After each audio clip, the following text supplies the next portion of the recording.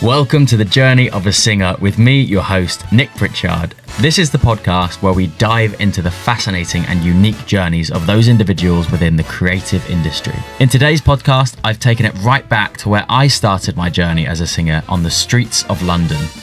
Our guest is one of London's most formidable street musicians, Charlotte Campbell. Street busking gave me some great tools and opportunities, but Charlotte has taken it to another level. In this episode, we debunk some busking myths and understand how Charlotte has forged a successful career as an independent artist from the ancient art of busking in London. Often found busking along the River Thames and in London's busiest train stations, Charlotte's street performances have led to sold-out shows in London and slots on Cornbury, Henley and Glastonbury Festival. Charlotte has released her music independently. In 2021, her original songs were featured on ITV's Love Island, along with her cover of The Killer's Mr. Brightside. She is a playlisted artist in every UK Cafe Nero, and her singles have gained attention from BBC Introducing. So sit back and enjoy the journey of a singer with today's guest, Charlotte Campbell. Okay, we're rolling. Charlotte Campbell. Hello. Welcome. Thanks for having me. Thank you very much. It's been a while since I've seen you. Yeah, it has, yeah. I would say over 2 years, maybe? No, really? God, time is flying. Yeah. It must be a while. I wanted to kick this off by talking about when we first met, because I think I told you this story once, but I don't know if you remember it. I don't remember, I must say. So the story is this, and this was about 3.5 years ago. It was pre-pandemic, and I was busking at the South Bank, which is one of your most known spots. Everyone knows Charlotte Campbell by the London Eye at the South Bank. And I was having a bit of a downer day. And I was just kind of a bit down. And I remember sitting by the bench, waiting to go on, because you have like a queue in busking and you got to wait your turn. And you were before me, and we hadn't met before. And I was sitting there, and I remember it so vividly. You were singing Streets of London, which is and still is my favourite song of yours. Thank you so much. And it just completely changed my day. It went from being like a downer day to suddenly, it was one of the first times where I had a real appreciation of what music can do for people. That's so nice to hear. Thank you so much. Because sometimes I think when you're singing and you get in the routine of it and it can become a job and you don't fully appreciate what it's doing to other people. And that was the first time for me where I was like, wow, this completely changed my day. And I loved it. And that was the first time that we met down by the river. Oh, that's so nice. What a nice story. Thank you so much. I feel so honoured to have brightened your day like that. So that's great. And I remember it so vividly. So thank you. Thank you for that moment. Thank you so much. Thanks. I wish I remembered. Terrible. That's really great. I really appreciate that, because I think that's really what I aim to do with my music is to bring some warmth to people's lives and to brighten their day. So, and it has that way of getting through to people, doesn't it? Music. It's a bit of a mystery. It's unknown. Yeah. There's no real science behind why how is that working? How does that like connect to you in such a way? Why don't you tell us a bit about your journey, where you started, how you got into the busking, and kind of what you developed from there? Well, okay, I feel like it's really long, so we've got time. It's really a bit boring. We'd love to hear it. It's like, so let's start when I was 3. But like, I mean, it really does. I think a lot of musicians have that. Like, music is it's your life usually, and it starts from a young age, like a love of music. So my family's very into like musical theatre, so that was a big thing in our family, that we were always singing, and my grandparents were always singing, and my parents. So yeah, musical theatre is kind of how I started, and I would join like a amateur dramatics thing when I was really young, and so I was doing shows and things like that all the time. And then, long story short, always doing those things. I actually did a West End show when I was 10. Yeah, I was at the London Palladium in Chitty Chitty Bang Bang, and I loved that. And I really wanted to be on the West End. But as I got older, my singing was really my strong point, and my acting was weak, and my dancing was even weaker. And with West End performances, you kind of have to be a triple threat, and I was not. So when I was a teenager, my mum said, "Why don't you take up an instrument so that you can sing and play, and you don't have to move on stage, and you don't need to be in shows. you could be an artist and, you know, write your own songs. So yeah, so she bought me a guitar when I was a teenager, started doing that. Then I went to the Brit School when I was 16. I got in to study music at the Brit School, which is like a London-based music college that has produced some great artists like Adele and Amy Winehouse and a couple of other people. So it was quite prestigious, quite exciting. Went there, and then after that, I wasn't really sure if I wanted to pursue music, because I'd realised from being there that prior to going there, I'd always been kind of like big fish, small pond. You know, when you go to a normal school and no one's musical, you're the musical one. And then when you go and surround yourself with other musical people, you suddenly are the small fish in a big pond. And it just made me think, oh, I don't know if I want this. So I ended up doing an English degree when I went to university. But I really missed having music as the centre of my life. So after that, I started busking. And that is kind of where my busking career began. What age were you when you started busking? 22. 22. So you just finished with uni? Had you finished your degree then? Yeah, I finished my English degree. I went to Southampton. I moved back to London.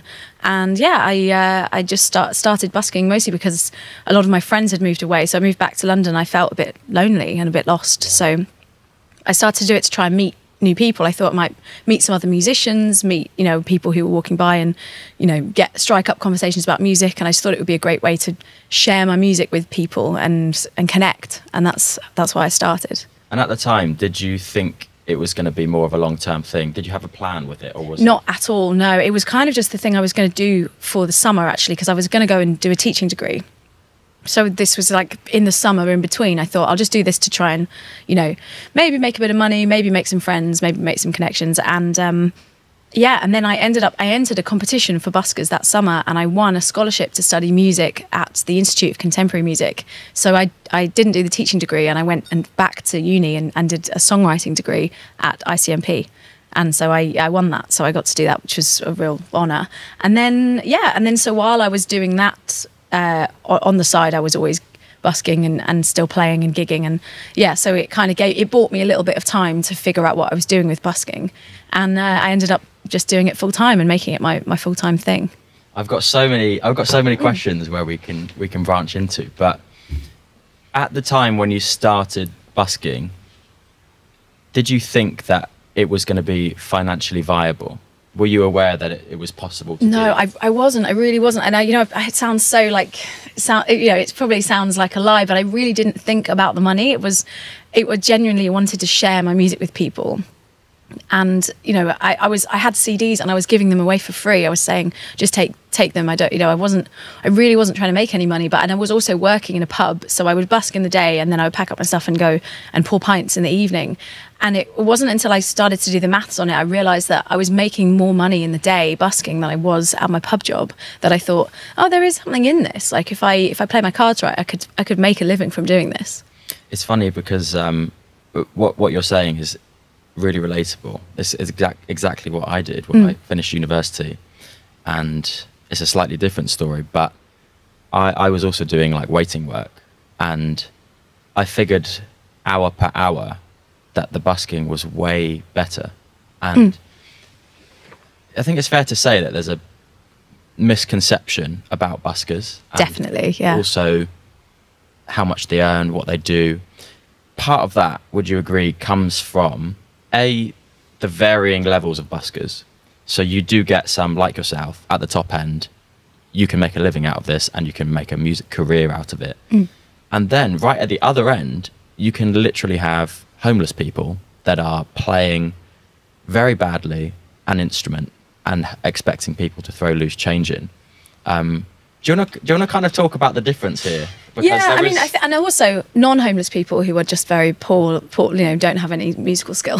You know, I think that, I think there is a misconception that like buskers are homeless, but you know, I think the art of busking didn't start as something for homeless people to do. It like dates back. I've done like lots of research into like how it dates back and how in London, you know, like there's sort of like minstrels and, you know, people who would kind of go out and try, you know, entertain people and like strike up a stage on the street and create a show for people, and people would want to show their appreciation with financially. So but for some reason it does always get linked to spare change, and therefore people who are like not even playing instruments but just begging, or trying to sell illegal things on the street for overpriced. Like it gets muddled, I think, because I mean I don't know why. I guess I do. But it's a shame. But I can understand the thought process, and my aim is really to just prove that it's not that, and kind of put on a show that makes people realise that this is not somebody begging for change or desperate for money. This is someone trying to share something, and if you appreciate it, you can contribute, but you don't have to.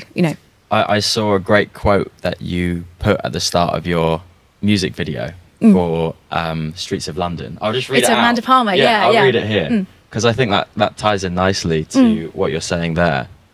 So the quote is, "I think people have been obsessed with the wrong question, which is, how do we make people pay for music? What if we started asking, how do we let people pay for music?"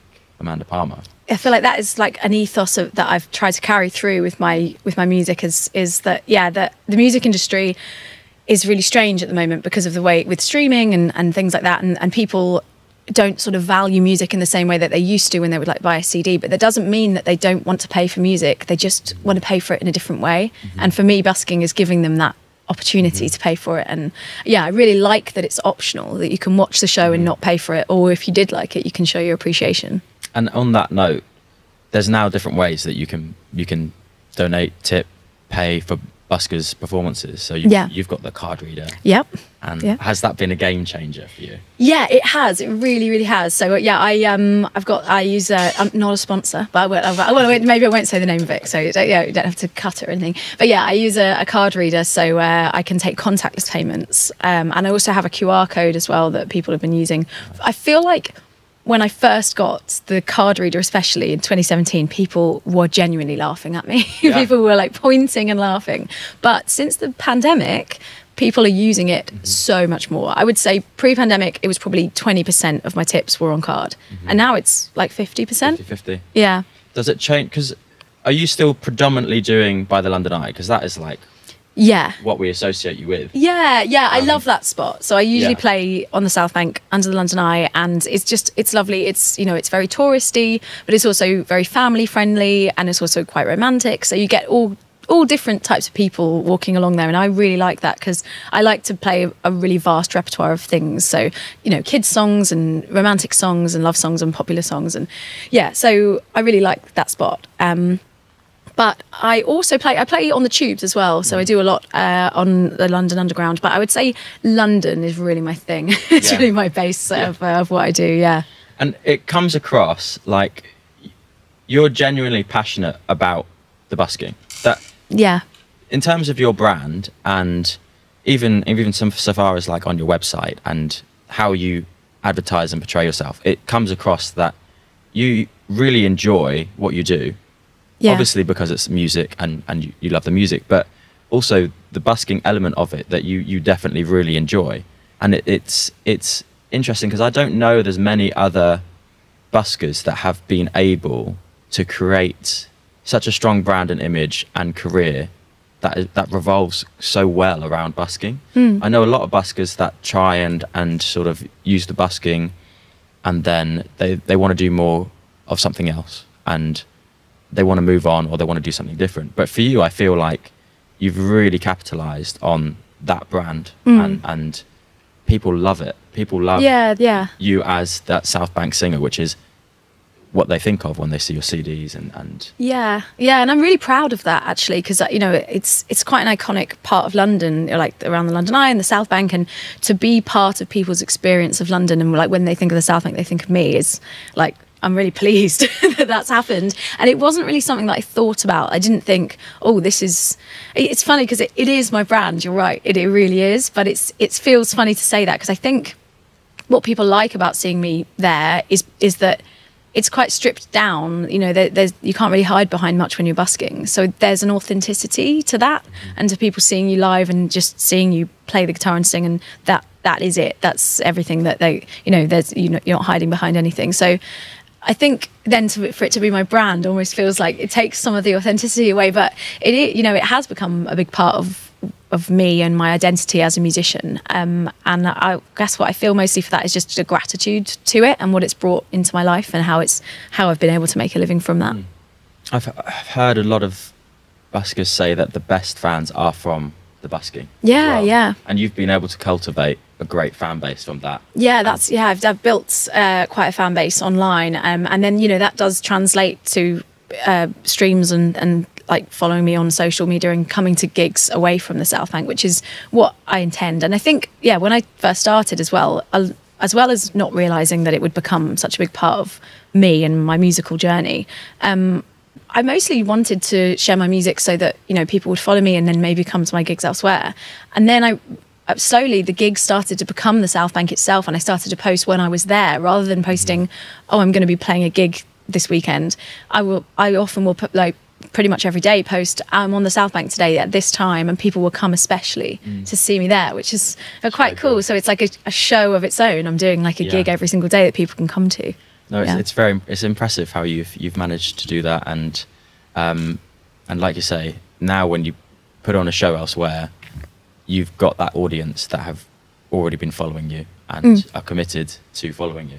Yeah, and they know my songs and things, which is like the best feeling in the world. Yeah. So with your live shows and with your playlist stuff, are you is that something that you want to push more into, or is the plan ahead, are you going to use the busking as the main focus still? Oh yeah, that's what I was trying to say. I got really muddled in what I was trying to say, but yeah, I think basically I thought that the busking would be a great way to a stepping stone towards something better.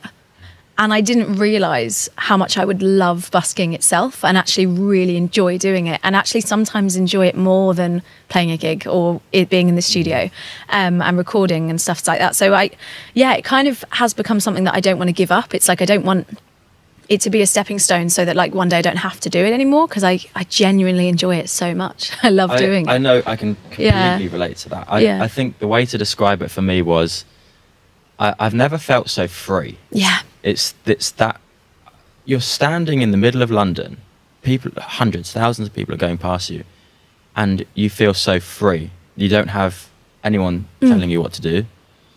You can't sing this song, you've got to do it like this. You don't have the manager sitting in the corner, the agent, the PR company, all these people trying to mold you into something. You can be as authentically you as you like.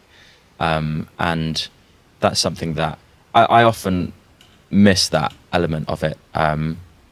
It used to be my primary form of income at one point, and I haven't busked for like probably since we last saw each other, maybe like 2.5 years. Really? Wow. And that is something that definitely it's just such a free experience. It is, yeah.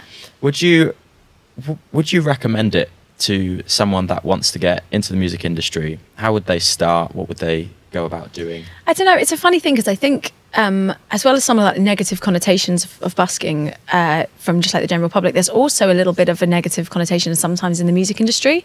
I have heard from like people, industry people kind of being like, I don't know, that turning their nose up a bit at busking, or kind of seeing it as like, if you've put yourself out there in that way, then maybe that you're not sort of cut out for the music industry. As I don't know why it is. I don't know if slightly it's because, like, if you're going to get signed or something like that, they want somebody that they can mold. And I think if you're the sort of person that goes out and busks, maybe you're not like that moldable. You've sort of found your own freedom, and in that sense, maybe you're not like cut out for a major label. But that's definitely not the case for there are lots of buskers who've gone on to do major labels. But I think I've realised that I love being an indie artist, and I kind of prefer to do everything independently. And I just forgot what your question was. Well, I went off boost. Back to the song Streets of London. Oh yeah. That kind of relates to what you were saying there. Is there's a line, I get lonely, I get cold, but I never sell my soul. Is that a sort of nod to you saying that you want to stay indie? And even if, have you been approached by record companies? When I was younger, there was definitely like an interest, and then it just very much faded away, and it didn't. Maybe I didn't pursue it enough, or it just didn't really happen for me. And you get to a point, I think, where you think, am I still trying to get a manager? Am I still trying to get a record label? And I realised after a while of releasing my own music that I really wasn't. I was really happy with how I am. But yeah, that line, I think at the time, more so it was about the fact that when you're busking, and you probably get this all the time, people always come up and ask you why you don't go on Britain's Got Talent or The X Factor or The Voice. And, you know, no disrespect to those shows, because they have produced some great stuff. But I think there's also, there's an inauthentic kind of shroud around them that I just think, maybe it's not for me. So I think at the time, because it was a long time ago, I wrote that song, actually. And I think it was more so about that. 8 years ago. Yeah. 8 years ago. Yeah. I noticed that on that song, on the YouTube video, it's 8 years old, and somebody had commented on it a couple of weeks ago. They'd written a nice comment, and you'd replied to that comment. And I just thought that is such a Charlotte Campbell thing of whenever the music industry seems to change, you always seem to be on it. And a good example was during the pandemic when, you know, everyone in this industry kind of lost most of their income from live shows. And you were one of the first to jump straight onto Twitch and really hit home with that. And it seems to be that over all of your social media channels that you're really consistent and you're doing everything that a musician should do in terms of what they tell you to do and in terms of how you should be doing it. I noticed that you're not as active on TikTok. Is there a reason for that? Is that something you want to get into? Yeah, sometimes I feel a bit like I really enjoy TikTok as a consumer. Yeah. Too much, actually. My screen time, you don't even want to know. But I think sometimes I don't really know with TikTok what I'm doing. Because I feel like with YouTube, I had like quite a regular thing where I used to upload every single week. I've not been as consistent recently. But yeah, I used to have a sort of thing. I'd, put my originals and my covers and even just like chatty videos on YouTube. With TikTok, it feels like it's like the Wild West out there. And I just don't really know what I'm doing. So I think when I first started my TikTok, I also had like a viral video early on in my TikTok, a video of me busking and kind of we had a little bit of a street party, basically. It got a little bit of a crowd and we got a really lovely sing-along, and it was a really lovely, true moment. And someone videoed it, I put it on TikTok, and it got like 3 million views or something like that, which blew my mind. And then after that, I don't know if I was chasing that, but I felt like I wanted everything that I uploaded to TikTok to be like intentional and kind of have like a little bit more thought behind it than some of my other social media, where I'm striving to be consistent and put things up all the time and not necessarily put quality. Like I wanted it to be, so I think it was that. And then because of that, I think I overthink TikTok and I don't want to put anything up there that isn't quite right, and then I just don't upload anything. So I am a bit slow on the TikTok. Have you pinned that video, that viral one? I think so. Because you can pin it to the top. So that people, it's kind of the first thing they see. Yeah, I think I have. Let me because look. The strategy... No, I haven't. Oh, yes, I have. No, it's pinned. Yeah, it's pinned. The strategy for me is kind of the opposite of like, I'm worried, like you're saying about TikTok, you want people to see the best bits kind of thing. For me on my Instagram, I'm like, oh no, I can't post me just chatting into the camera because if someone's going to book me, that I want them to see my best bits. But on TikTok, I basically throw shit at the wall and eventually something. And that does seem to work on TikTok. It does seem to be, but no one really knows. The algorithm keeps changing. TikTok keeps trying to implement new things, and they are also using the same strategy. They are throwing stuff at the wall and hoping that maybe it might be the new thing, like Instagram stories. They're hoping that something might work, and every other week they seem to be adding a new feature where they say do this, and it might not catch on. So it is a real Wild West, absolutely. Yeah, it is. So I just think I haven't quite got my head around it yet. Whereas like all the other ones, I've kind of figured out what I'm doing, and then I think I do quite similar things on all my social media. So I was kind of aware of that like maybe it's a bit boring to like if you follow me on Facebook and you follow me on Instagram, you're going to see the same posts. And I kind of wanted my TikTok to be like a bit of a curveball, like you might see something a bit different, so worth a follow. But yeah, I've got some ideas for TikTok, and then I just don't do them yet. I've got some ideas about. I want to share more of my original music on TikTok as well. That is something I aim for. And is that something you're focusing on a lot at the moment with the new EP, the originals, and without glancing over the EP, just wanted to say you've done amazing with your covers as well. Thank you so much. The radio plays, the playlists. Yeah, thank you very much. I mean, I've always been really passionate about songwriting as well, as the busking, and I write lots of songs about busking as well. So I feel like I sort of tell my story through my songwriting, and that's something I really enjoy doing. And so I released an EP on the 9th of February, and that's some original songs I actually recorded during the lockdown. So I've just kind of been sitting on them for a bit, and I was like, I'm going to finally put them out. I also recorded some covers because I had a song played on Love Island in 2021, and that was from busking, actually. The guy who chooses the music for Love Island at ITV saw me busking and came and asked if I had any covers online that he could listen to, if they would fit, and I gave him a card, and he went away and came back and said he was going to use one of my covers. So yeah, and then I reached out to him again for the last series just to say thanks again for playing my cover in 2021, and he also actually used 2 of my originals as well, which was great. Just to say, like, is there any chance that you'd use another track? And he was like, yeah, send me them. And then I realized that I didn't have them. I was just trying to network, I guess, and see what he said. And he was like, yeah, absolutely, just send them over.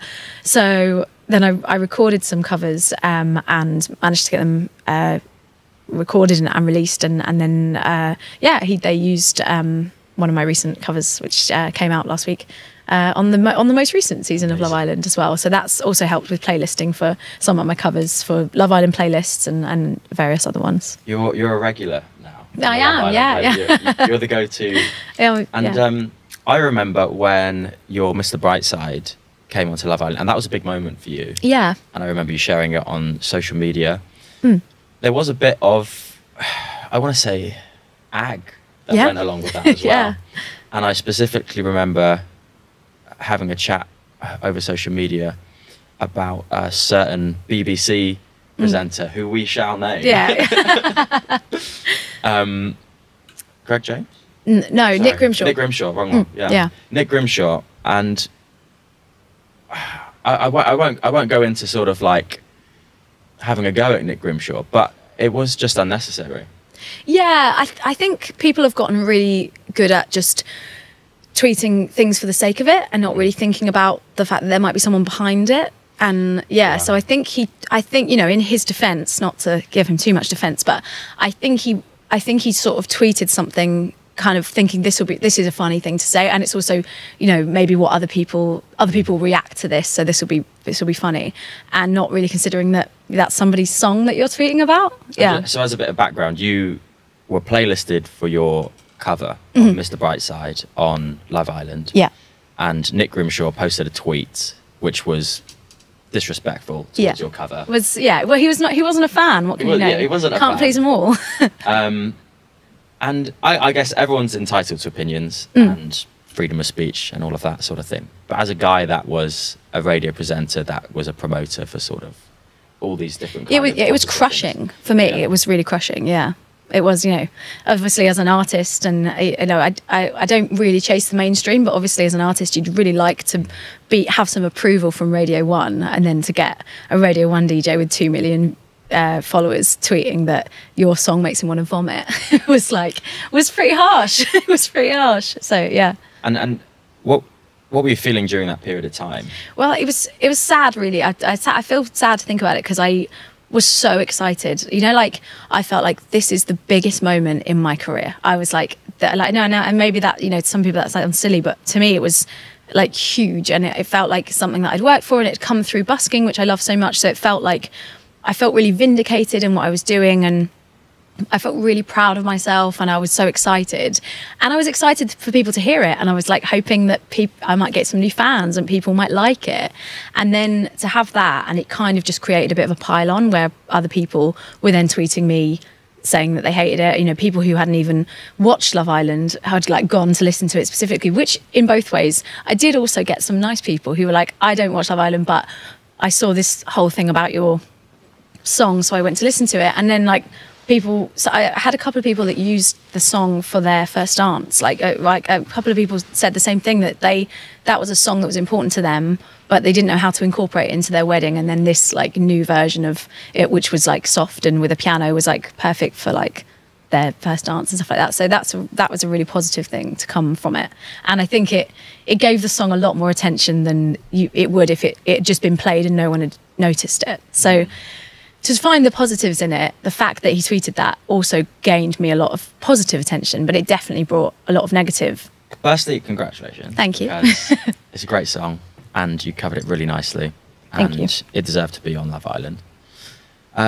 It's a shame. It's kind of like that bittersweet moment, it sounds like, from your feelings and that point of view. But there's the old adage that there's no pressures. Yeah, no publicity is bad publicity. Yeah. And I remember chatting to you about that over Instagram and just sending a few messages just to try and give a bit of support. That I think it drew a lot of attention to that song. Yeah, it did. Yeah, definitely. And in a way that overall, at the time, you're thinking, "Oh, this is terrible." Yeah. But overall, it's probably done you more good. No, absolutely. Yeah, it really has. Yeah, in the moment, I did have some really lovely messages from you and other fellow musicians and musicians that I didn't even know, that like just saying, hey, I saw all this stuff and I just want to say, like, I liked the song and that it was, really unnecessary for this like to spiral in the way that it has. And it gave me a lot of faith in humanity. Obviously, in some ways, it made me think like people are horrible, because people were really vile, but like actually lots of people were really lovely, and I think I want to take that away from it rather than the negative. One thing I've noticed is that if something gets enough attention, regardless of what it is, even if it's like totally neutral and there's nothing odd about it, if it gets enough attention, there will be people jumping on there because they've got nothing else to do, or somebody says something mean and they want to jump in on that bandwagon. And back to the TikTok thing, I noticed if a video got over 100,000 views, regardless of what it was about, you would just get that kind of attention. Definitely, yeah. You're so right. I think and people, I don't know why, because I love to love things, but a lot of people really love to hate things, and they like to find the thing about it that they don't like. And yeah, you're so right. The more attention it gets, it just brings out the bad in people for some reason. Yeah, it's a shame. But usually the case is that any kind of hater is either jealous or they want to be where you are. They want their song played on radio. Yeah. They wish that they were a songwriter. They wish that they're probably in a job that they don't particularly enjoy, and they wish that they could be doing what you're doing and have the freedom to. Yeah, they wish that they dared to do it themselves. Yeah, absolutely. Yeah, it's so true. Do you feel like you're following your passion, your dream? You feel like where you are where you want to be? Yeah, I am. And I think sometimes because I'm a busker, and obviously it has the connotations and things like that, I think a lot of people might think it's silly of me to say, but I literally am living the dream. I am living the dream. I just get to make music every day. I get to share it with people. I get to sing, which I think is so, I don't know what it is about singing, and you're a singer as well. It lifts you. It lifts your mood to sing. And and so to get to do that every day, I just feel so light. Like I just feel like I'm just having a great day every day. And that's like that. It's not something that everybody has, unfortunately. And so I feel really lucky. I couldn't agree more. It's the best job in the world. Yeah, it is. Yeah. That cathartic feeling after you finish singing, and knowing that you've brightened up, you're spreading some positive energy, and it's really kind of bouncing straight back at you. Yeah, it is. Yeah. I want to talk about, we couldn't have you on this podcast without talking about your dashingly handsome boyfriend, fiance, husband. Yeah, I'm married now. Connor. Yes. He really wanted to come today, by the way, but he's gone back to Liverpool, so he couldn't. So yeah, he was absolutely gutted because he's a big fan of yours as well. So I was half hoping he would be here. He was so gutted to not be here, honestly. We'll have to get him on. Yeah, you should. Yeah. I wanted to ask: are there any songs that you write about your husband, Connor? Yes. So yeah, I released an EP in 2021, and it's got 2 songs actually that are about him. There's one called "Thanks to You," and it's actually a song that I wrote in the first 2 weeks of meeting him, just that like it was a song actually about how my life is already great and then somehow you've made it even better, and it's all thanks to you, and that's what that's about. And I've got another song called On Your Side, which is the title of my EP that came out in 2021. And that is about it was about the lockdown and about how it was a tough time for everybody, and no matter what decisions I made or what both of us went through, we always had each other's back. And it was like, I'm always on your side. Whatever you choose, whatever you decide, whatever you do next, I'm with you and I'm totally on your side. And I feel like we have that support for each other, and because he's a musician as well. So it's a rocky journey sometimes, and to have that where you know that you've always got each other, that is what that song's about. Yeah, that is really nice. Thank you. This often goes one or two ways with if you're dating somebody in the industry, then there's some people say never date anyone in the industry. Some people say, you've got to date someone in the industry because they're the only ones that understand. Yeah, and that was always my rule. I was like, I don't want to be with a musician. Like, they're, egotistical, unreliable. I don't, I don't want to be with a musician. But because Connor and I actually, this is like too much information, but I'll tell you, Connor and I actually met like 11, 12 years ago, more than that. We met in 2009. I don't even know how long ago that was now. But we were both musicians. He was in a band and I was a solo artist supporting his band.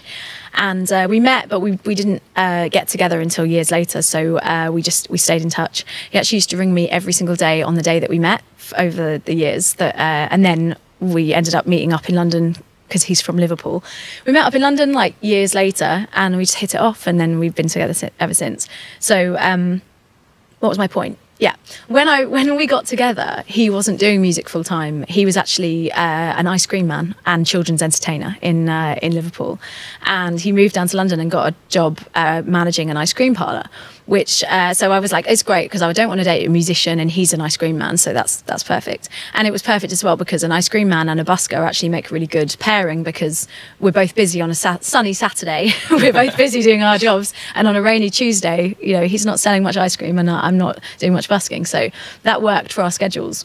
But he's also a really talented musician and singer, and so over the years he's started to get more and more gigs and started to develop his own kind of craft of what he does and how he entertains a crowd.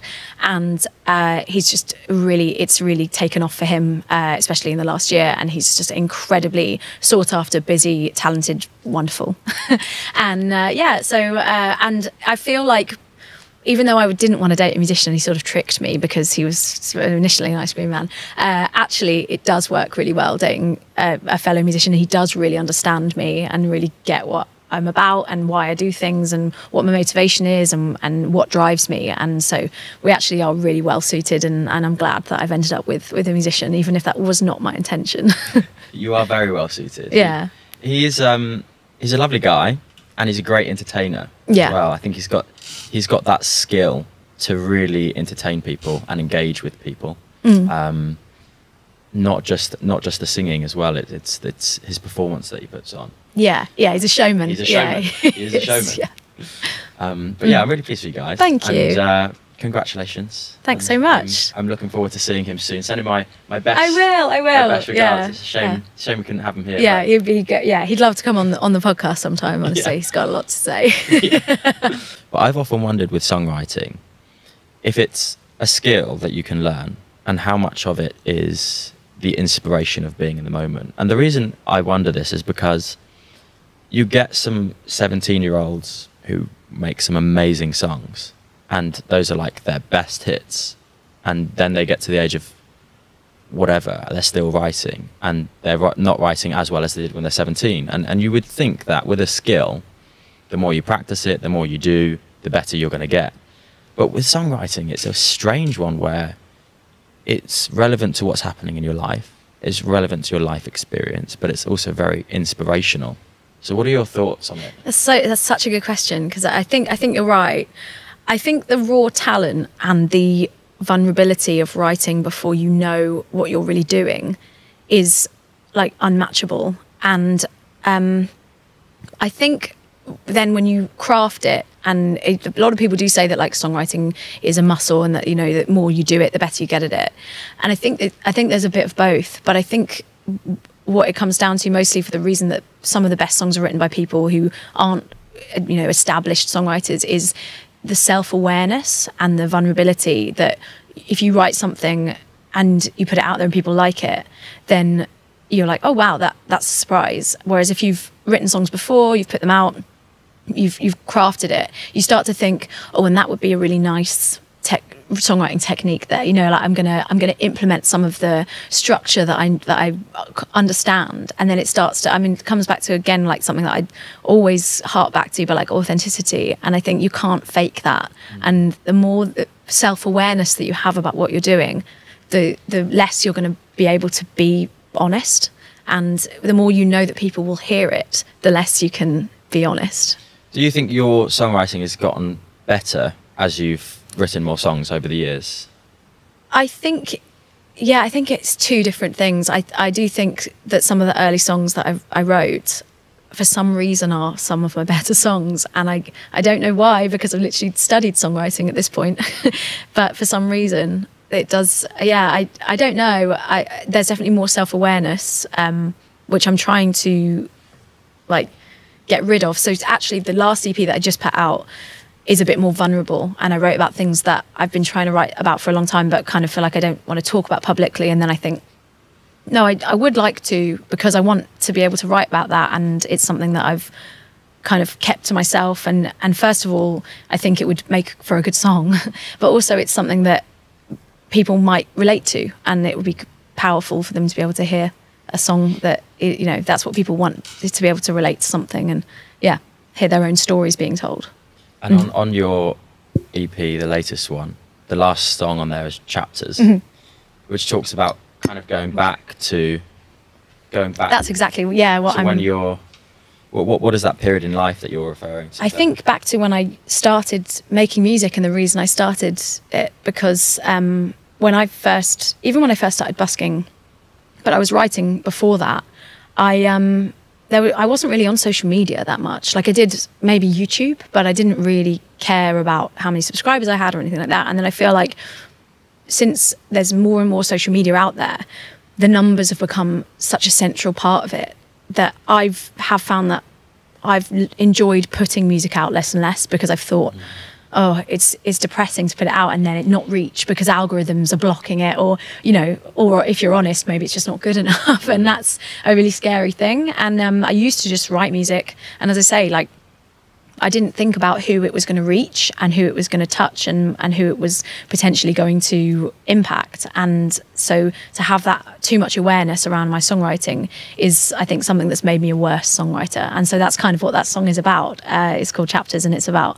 putting all of my stories into my albums, and maybe having too much focus on the numbers and social media and how it's going to be perceived, and not just being honest. So do you find also that as an artist you're no longer just a singer-songwriter, you've got to be a businesswoman, an accountant, social media manager, everything.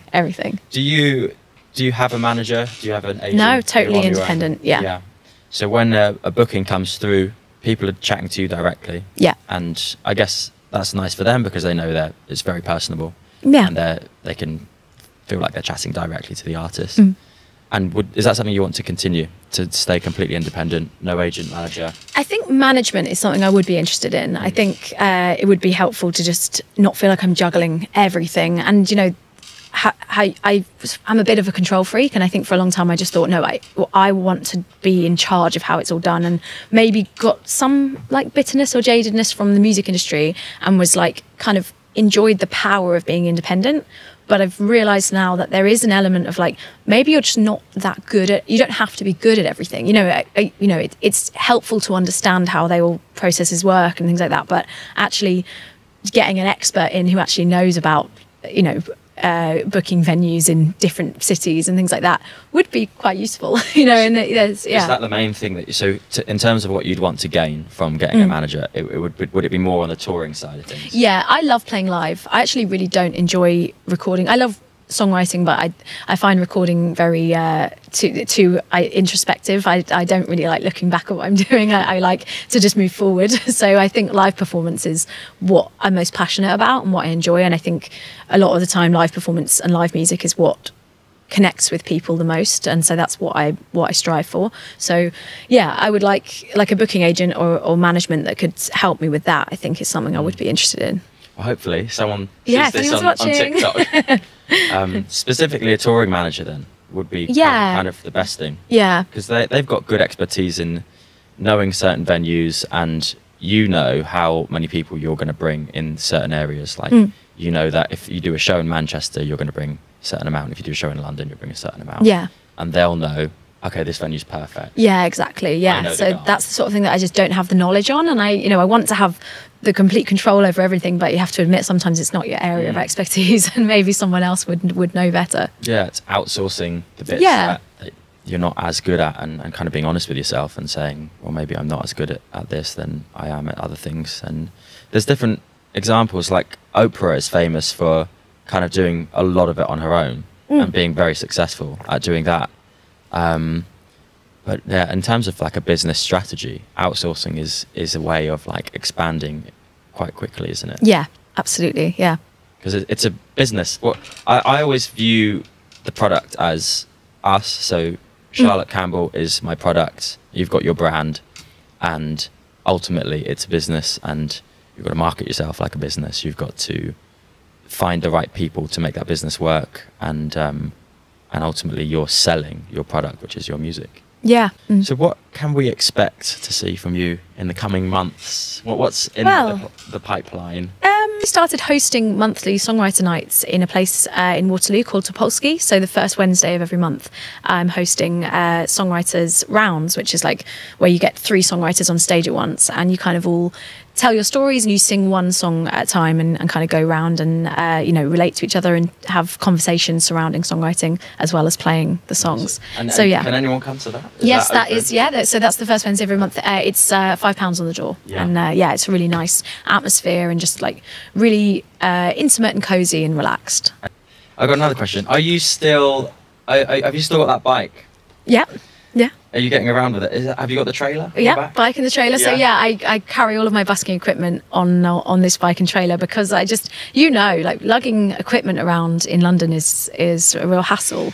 And I was just finding that it was really, it was mostly the wheels would break when anything that I had, any trolleys that I had, they would always end up breaking, and I was just getting annoyed with that. So I got a bike and a trailer, and I sort of cart around London on that. Very smart. Yeah. I remember when I was busking, I was living with my parents in Guildford. I'd have to get a bus from the house to the station, then get the train from the station to Waterloo, then go from Waterloo to wherever it was, let's say Covent Garden. I'd either walk it up, and then when you've finished a whole long day of doing that, coming back, the thought of doing that, it was so tiring. It was really tiring. So the way in which you transport your stuff is so important as well. Yeah, it is. Yeah, and I think I realised that something that was putting me off busking. There was a couple of times, I did it for a while, and then I started to think, I'm not enjoying this as much, and I tried to figure out why. And any sort of problem, I guess, like you always, trying to find a solution. And I realised that I wasn't enjoying it, and I was like, I know that I love it once I'm there, but I just hate going and I hate coming back. So I looked into and actually found like a storage facility, so like you can store your equipment in Waterloo. So I actually store in Waterloo, and then. Over time I've just built up, and now I've got this bike and trailer thing, so I can scoot about. When I first started, I wasn't particularly doing it for the money like yourself, but then I started to see people making good money, really good money. I remember my friend Cam, violin player, and I used to watch people go past and just be like chucking notes in. And he'd be selling his CDs, and they'd be chucking notes. And I sort of made friends with him, got chatting. And this guy would his life was traveling around the world, busking, staying in any hotel he wanted, all that kind of thing. And then I started chatting to more of the buskers. And it turns out, especially back in the day, you could make some serious money. And I know people that have bought several houses in London. Obviously the price of the houses back then was different, but they've bought houses from Incredible. busking. I know people that rent in central London thousands of pounds a month from doing it. And part of it is also not letting on how much you're earning. I remember I would start with notes in the tin, in a see-through glass tin so people could see, okay, he's accepting notes. And the psychology of, I'm not particularly interested in like 5p, 10p. I appreciate everything you get, but in terms of the monetary value, notes is where we're at. Yeah. And then what I would do is I would start taking out the notes, because I didn't want people walking past me. He's got enough. Yeah. Hold on a minute. Like, this is meant to be some kind of pastime. Some people don't realise it's a full-time gig. And I was astonished by how much some people were making from just busking on the streets. Yeah. Yeah, some people make good money. But there's also like, there's a lot of psychology to it like that. Like, you want people to know that you take notes, but you don't want them to see that you've got too many already. You know, there's lots of little things like that, and lots of people find that different things work for them that doesn't work for someone else. And there's lots of language you can use surrounding it as well. And, you know, I think some of the, obviously in Covent Garden you get a lot of like circle acts, and they're really good at sort of cheeky little lines about money. I find talking about the money quite difficult, and I know that I could make more money if I was better at sort of saying, and you can put some money in if you want. But I just don't know how to sort of articulate it in a way. And I think the reason I don't, and people have said to me, why don't you say at the end of your show, thanks for listening, you know, my guitar case is there. And I know that I would make more money, but I think because I've built this sort of brand, and I want what I'm doing to be true, I want to let people. I don't want to ask people. But yeah, I know that I probably could make more money if I was a bit savvier. But there's a fine line, isn't there? And it's a very, very personal preference. Personally, I find it too much, those circle acts. I think it's they really do the hard sell, don't they? Yeah. To me, it's distasteful, and but I think they get away with it because they're sort of in character. Yeah. Whereas I think when you're a singer, you're a little bit less in character, a little bit more, you know, yourself. Yeah. And another one is with the introduction of these card readers, I would always basically make it optional. So you can put whatever you want in there and type in the amount. I know a lot of people have like a set tap and tip situation. Yeah. What do you go for? I have the tap and tip. I would love for it to be optional, but just the system that I use doesn't really, it means that I'd have to, because I'm playing guitar, I'd have to stop playing, so I kind of have to have it set up for a certain amount. I'm waiting for the day that they make it a system where people can type in the amount they want to give, but for now, I do have a set amount. There's a lot of psychology to it. Oh yeah, loads. Yeah, there have been some great opportunities that have arisen. Can you tell us some of them? What sort of things have you? I played on Love Island, which is from busking. I also I've been flown to a couple of different countries. I went out to Ohio and Nashville to play some shows in America. And I've also done Germany tours, which people have booked me through seeing me busking. Germany, Austria, Switzerland. I played in a castle in Austria. A guy saw me busking and asked if I would come to his hometown to play in this place called Burg Kaprun, and I was like, okay, yeah, I'll come. Yeah, why not? And then it turns out Berg means castle in German, and so that was really amazing. That was a great gig. I've been out to Malaysia, played a wedding in Malaysia from someone that saw me busking. I've seen the world through the streets of London, so that's been great. Have you busked in other countries as well? Yeah, I did some busking in Switzerland. In Germany, I got arrested in Germany busking with an amp. Yeah, I didn't know that you couldn't use an amp in Frankfurt, and the police came and I thought they'd just slap. I feel like in London, if you do anything wrong, it's just a slap on the wrist in terms of busking. But I thought I'd get a slap on the wrist, but I got taken to the police station and some of my equipment confiscated and a warning. Oh wow! Yeah, so that was a bit scary. The German police were unforgiving. Yeah, that's a pretty cool story. Yeah, it was rock and roll. So.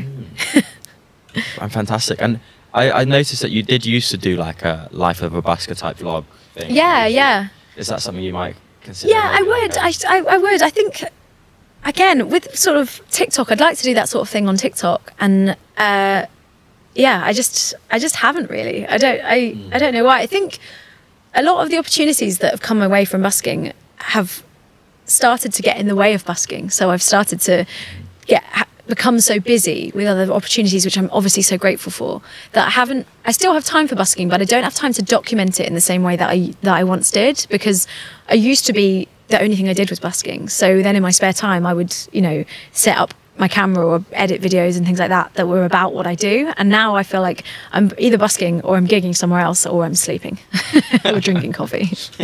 Yeah. It's a good life. It is a great life. I can't complain at all. Yeah, but definitely some of my social media content sort of fallen by the wayside, which I know like now social media is even more important than it once was.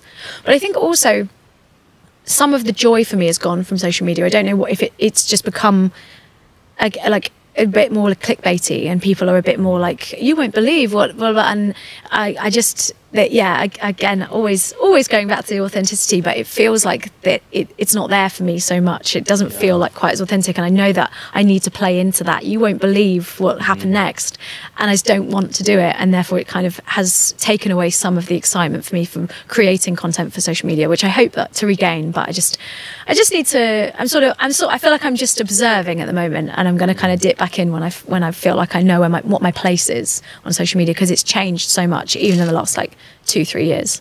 Yeah, you're totally right. I think that authenticity, because of the format, certainly TikTok, which arguably is the biggest platform right now, it is so clickbaity, and you have a very short amount of time to grab the attention of someone, and I'm so guilty of it. Like, the thing with but your TikTok content is great. You think? Yeah, really good. Because I honestly just kind of make it up as I go, and there are times where I'm like, I'm just going to say this and see what happens. Whereas on Instagram, I would be too afraid, based on what people would think of me, if I posted all this stuff on Instagram. Whereas with TikTok, I actually don't care, and I think that people kind of are okay with that. I think they look at TikTok as like they can see, oh, he's just trying to like find how it works, whereas they don't seem to respect that if you put it on Instagram. I think you're right, and I do think actually you're probably quite right to do that, because I think Instagram, I feel, is a little bit more of a portfolio of what you're doing, and to send out to get gigs and things like that, it is a little bit more like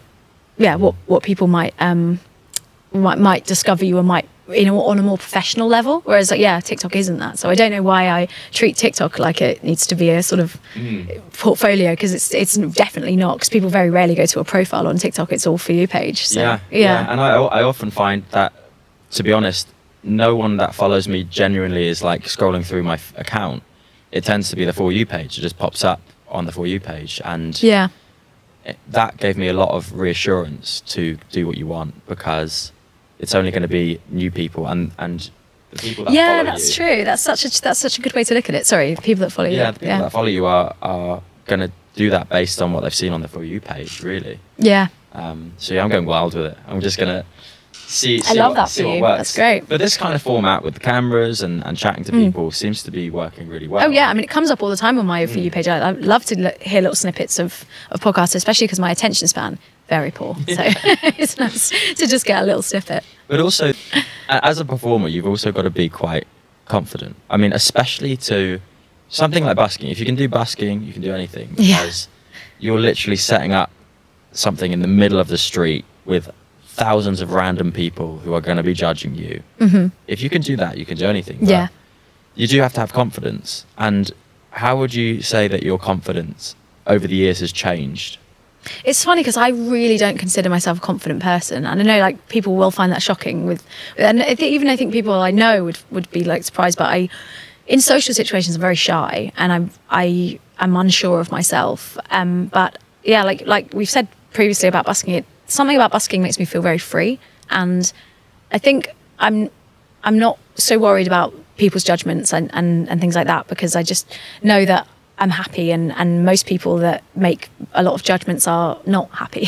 So but in terms of my confidence, I don't know. I think it's definitely, it has grown my confidence, and I think it's also given me a bit of identity. So I feel like I know myself, and I know who I am and what I'm doing, and so it's I never thought that it would, but it's given me a lot of conversation. It's given me lots of things to talk about, which I think is a great thing in confidence, because I think if you feel like you've got nothing to say and you haven't got anything of value to add, then it can sort of make you feel low confident. But I've always got lots to say, because I've seen a lot, on the streets of London. And has that changed over time, or are you pretty much the same as you were when you started at 22? No, I think I am the same. Yeah, I think I've stayed quite true to myself over the years.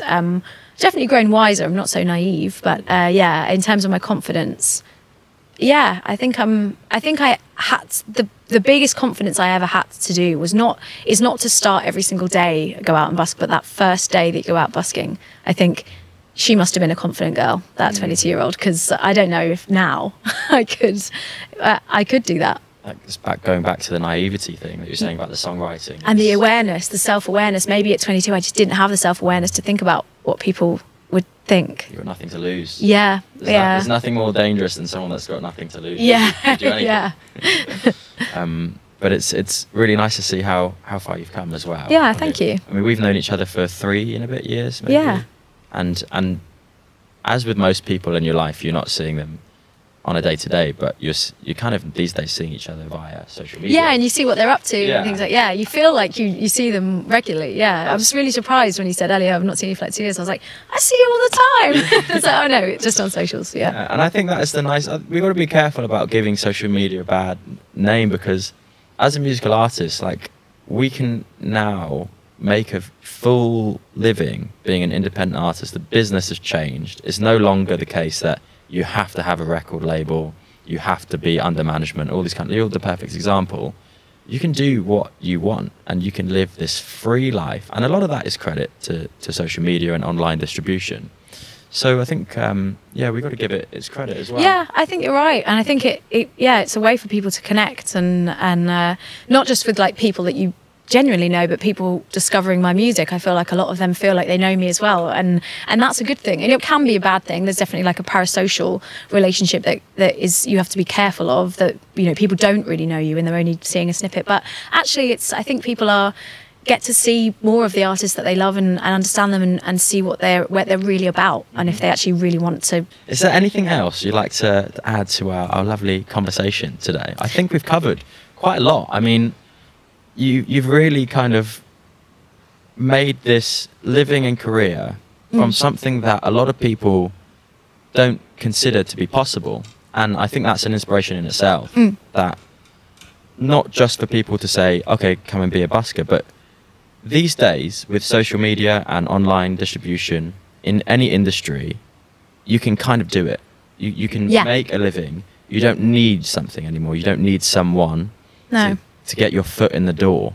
You can do it by yourself, and I think that is inspiring to a lot of people. And also, over all different industries, regardless of the music industry, there is now less and less gatekeepers.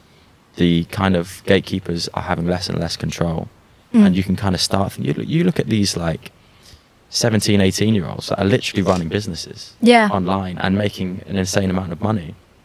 We live in a generation where that's possible, and we live in a generation where you can do it. Anyone sitting there right now can do it. Whatever their inspiration is and their dream is, it's fully possible. And there's no longer this kind of like age system of, oh, you've got to be 40 till you're promoted to this level, and then you can have this role, and you get a bonus. It doesn't work that way anymore. And it's all about the hustle. Yeah. You make your own connections. Yeah.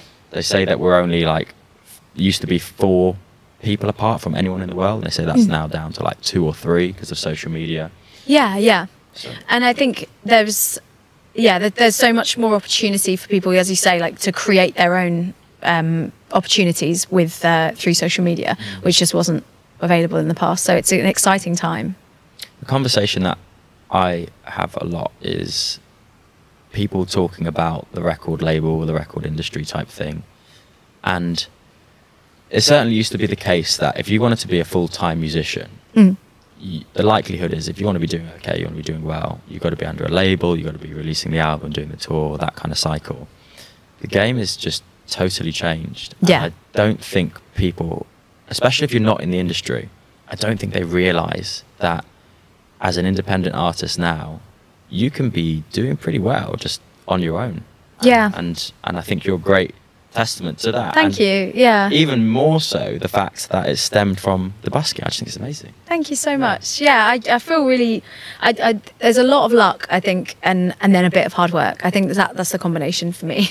And I think yeah, I've just taken the opportunities that have come my way and really run with them, and just try to continue doing what I'm doing, and put the time in, and just love what I do. That's the main thing that I try and do.